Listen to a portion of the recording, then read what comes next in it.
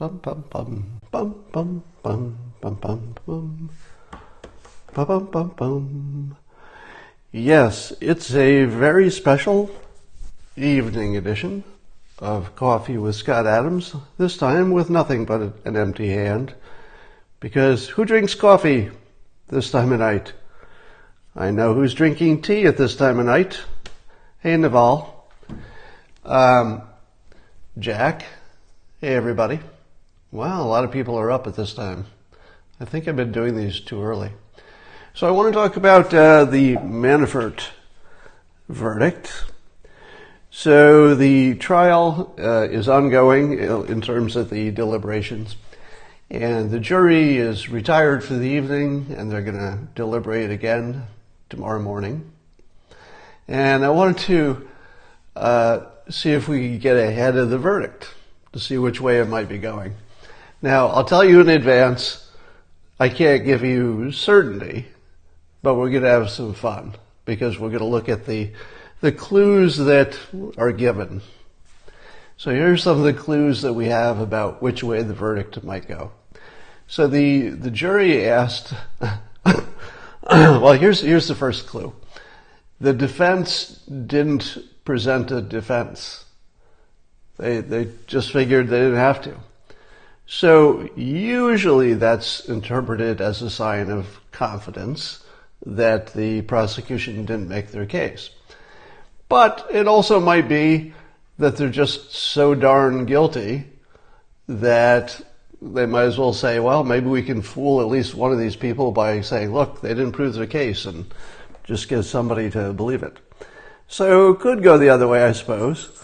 But it does feel like a confident move.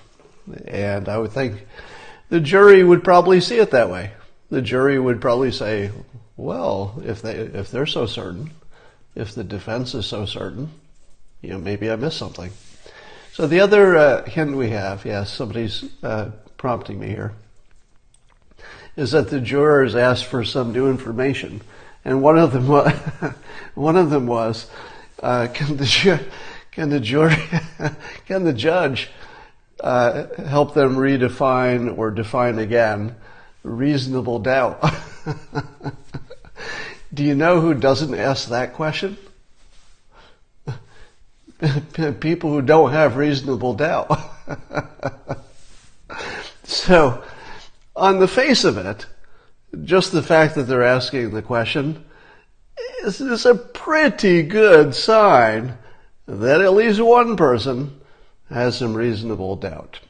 Or they think they might have some reasonable doubt, or they have some reason to believe that they might reasonably expect they have some reasonable doubt. So there's something like that going on. Now that doesn't mean that that person couldn't get talked out of it. All right. But so far the hints, the clues we have suggest either an innocent verdict or something on the light side of a verdict, I guess, if they have options. I don't know if they have the options. Anyway, now here's another clue. The prosecution put on the stand this partner of Manafort named Gates. Now Gates was demonstrated to be a crook who had been stealing from Manafort for years. So obviously he didn't like Manafort. He'd been stealing from him, or he's just such a bastard that it didn't matter anyway. And so here's the thing. If you're the jury, aren't you asking yourself, why would they put the least credible person in the world on the stand unless they didn't have a case without him? So just think about it. You're one of those 12 people in the jury deliberations is going to figure out that if they needed to put an obvious known liar with a long criminal record, that he's confessed to, if that's necessary to hold the case together, well, that's a little reasonably doubty, isn't it? So that's another clue, just the fact that they have to use this guy. All right, here's another clue.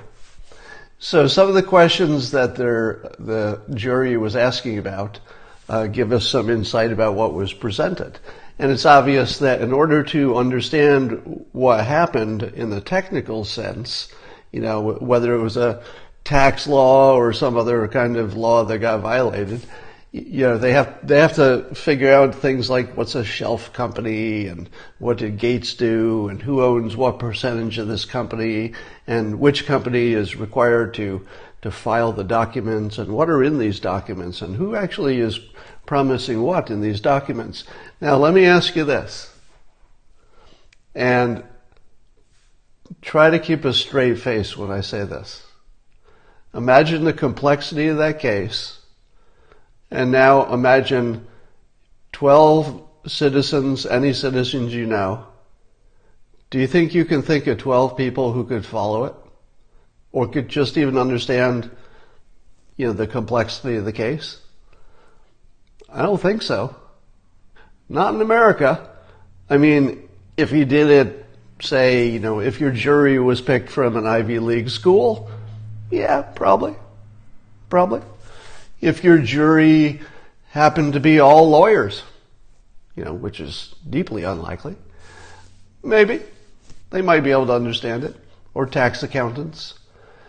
But the odds of 12 people who qualified for jury duty for just being, not obviously biased, the odds of all of them understanding the complexities of this thing are pretty low. Now, if you're one of those people who doesn't understand the complexity of it, and you just can't even tell if a law was violated, you just can't penetrate the details, are you going to say to yourself, well, I'm totally sure this person is guilty when I don't even understand what the hell's going on?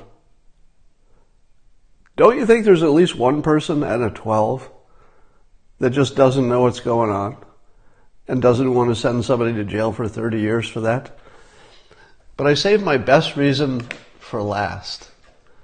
I'm going to say that nothing I've said so far has been persuasive to you. At least not, a home run persuasive. You might be tilting my way a little bit. You might be leaning. But I don't think I've quite persuaded you yet. And now I'm going to persuade you. Imagine finding 12 people in the United States who do not have a strong opinion about President Trump. Can you? Can you imagine that? Now imagine that the defense is not completely incompetent. And let's say the defense, either knowingly or through statistical likelihood, because they're good at picking juries, made damn sure that there are 3 or 4 Trump supporters on the jury. Do you think there are no Trump supporters on that jury? And would anybody who is a Trump supporter not be aware prior to being sequestered? I assume at some point they had to be cut off from the news. But it seems like the story of the thing called the deep state has been here for a long time. Could you really get 12 virginal jurors for this case? For just about anything else that you could imagine, I think you could. Even a terrible serial killer. You could have a serial killer where you could get 12 people who just really didn't give a rat's ass about crime news and just hadn't heard about it. That's possible. Even if it's headline news, there are lots of people who just don't really follow the news. But there is not one adult in this frickin' country who doesn't have a strong opinion about Donald Trump, candidate Trump, and then President Trump. He just does that. So now ask yourself, that person has had a lot of time to think, that person or persons. I'm going to say, hypothetically, 3 Trump supporters and a 12, just modestly 3. What are the odds that at least one of them has not connected the following dots? And here are the dots. If Manafort's balls are in a vice grip, President Trump might be in trouble. Because as we've learned from Alan Dershowitz, the smartest guy in the game, sometimes the person will sing and sometimes they will compose. And could they squeeze Manafort enough that he would find something to say bad about the president? And would the juror think to themselves, you know, I might be the only thing keeping the deep state from overthrowing the President of the United States? Now, we can't read minds. We don't know, maybe all 12 of those jurors are just anti-Trump. Anything's possible, right?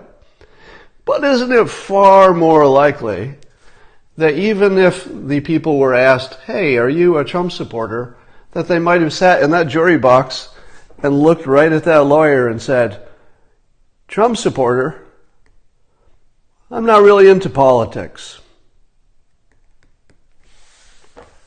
Wink, wink, wink.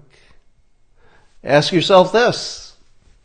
If you thought, let's say you're a Trump supporter, so just imagine this, and you thought to yourself that if you were on that jury, you could protect the president from what you believed was the deep state. And for this example, you don't have to have an opinion about whether there is a deep state or that's just a bunch of baloney. You just have to accept that if there are 3 Trump supporters on that jury, probably at least one of them thinks there's a deep state and thinks that their decision in that jury room could be the only thing that keeps that deep state from taking out their president. What would they do? Well, I don't know if you've ever served on a jury, but serving on a jury is a very special thing. If you haven't done it, it's not a good time. It's not fun. I don't recommend it for entertainment. But if you want to be a good citizen, you really have to try it. All right? So don't use your get out of jury duty thing every time if you don't have to. You have to do a little jury duty. All right? Even if you can get out of it, do a little. It changes you. Because here's the thing that I've said some things about the potential jury composition, but there's one thing that's true about. I'll guarantee this is true about all 12 people. I believe all 12 people want justice. That's the one thing I'm positive about, that they all want justice.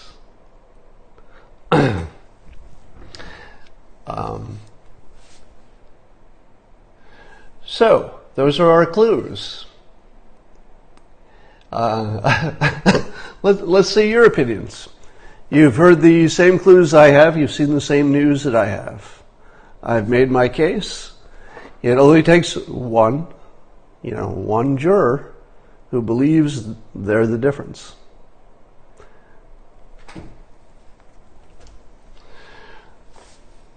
And your opinions? Jump right in. Say guilty or not guilty.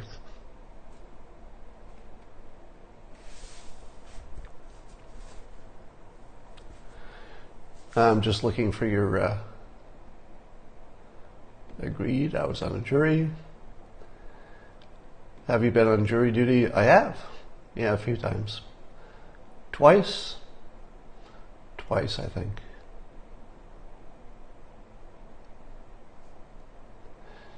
All right. That's all I have for tonight. I'm going to leave it there. So, just for fun, I'm going to predict that I don't know if the jury has options about, deciding the worst thing versus, not so bad. But I think the jury is going to be kind to Mr. Manafort. I'll make that prediction. Now, not 100%. If you look at it the other way, why were they doing it? Why would they bring a case if they didn't think they would win it, right? I believe the odds of winning these cases is very high. So why would they bring a case unless they were really sure they had the goods? Well, here's the thing. Maybe they were bluffing. Maybe they had to make the case to squeeze Manafort. And that would be the one situation where you might try to scare him into cooperating and not have a real case. Now, I don't know if anybody does that sort of thing, but I wouldn't rule it out. All right. Yeah, hung jury seems like the likely case.